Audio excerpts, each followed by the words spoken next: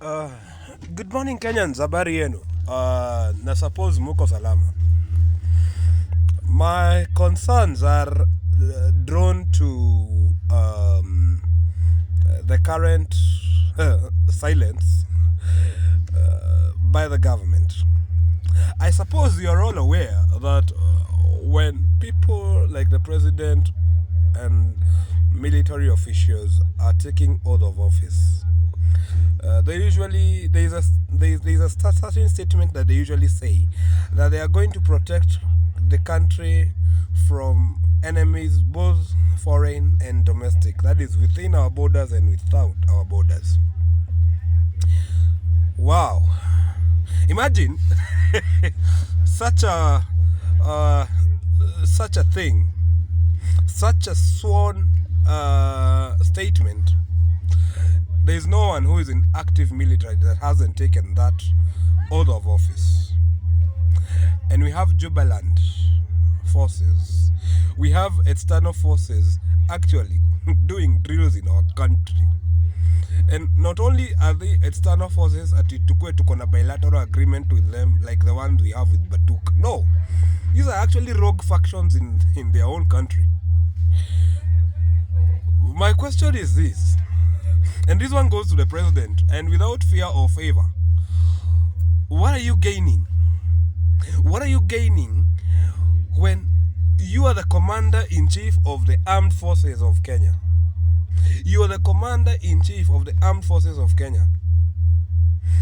One. Oh God, this is so pathetic. First of all, uliondoa limitations za ID. There is no screening or anything. Mudu akitaka ID anachukua. That is one. That one was a security flop from the start. And then to make it now worse, imefika mahali mpaka other people are coming to our backyard. That is a recipe for war. That is a show that this country is weak. That is a show that this country is spineless. It's like a man coming to your home and bedding your wife in your home, in your presence. I find it pathetic that the man of the house or the men of the house are okay with the women, with our country being molested as far as security is concerned. My question to William Ruto is, what are you gaining? What are you gaining as the commander-in-chief of the country while this country is being shoved a middle finger and you're doing nothing about it? Are you really? Are your intentions pure? Or are they a recipe? Maybe you want war. Ndio kukue na nini? Kuwacha kukue na elections. Is that part of the reason why you are doing all this? Because it is really pathetic. It is absurd that a military faction can come to your country.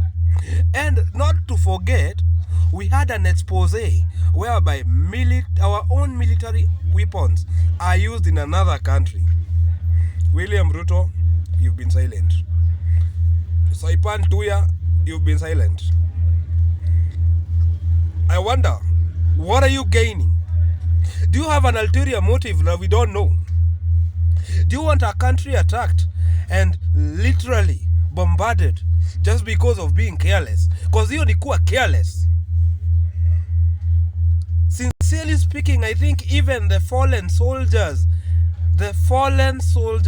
who have fallen in the fight for this country, be it Somali or any other, they are turning in their graves. Ati wanakuja huku, gai mwadhani, wanakuja huku and they are doing military drills. They are even going round with armored vehicles. They are even going round with vehicles with 50 caliber machine guns on their beds.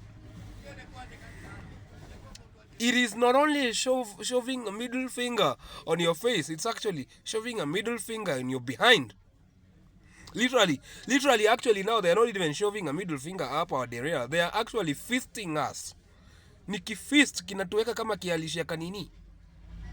And you guys are there, silent. The only thing you're thinking is how unaweza kudanganya watu watisijui this country is going to be like Singapore. Utaacha ikiwa Singapore. Ulisikia Singapore lini? They have been military factions coming and illegal military factions wanakuja. Ulisikia lini walikuja Singapore kufanyia drills zao huko? Do you even listen to yourself? Ama wewe zako tu bora tu uko kwa kiti. Bora tu mko kwa kiti, you are in power. I'm talking about you, William Ruto, and other people in your government who right now, their mouths are shut. When people are being chased out of their own legal homes, in their own motherland. Na uko hapo unanyamaza. You should be ashamed of yourself. Commander-in-chief kitu gani? You're the commander-in-chief, yes. Act like it.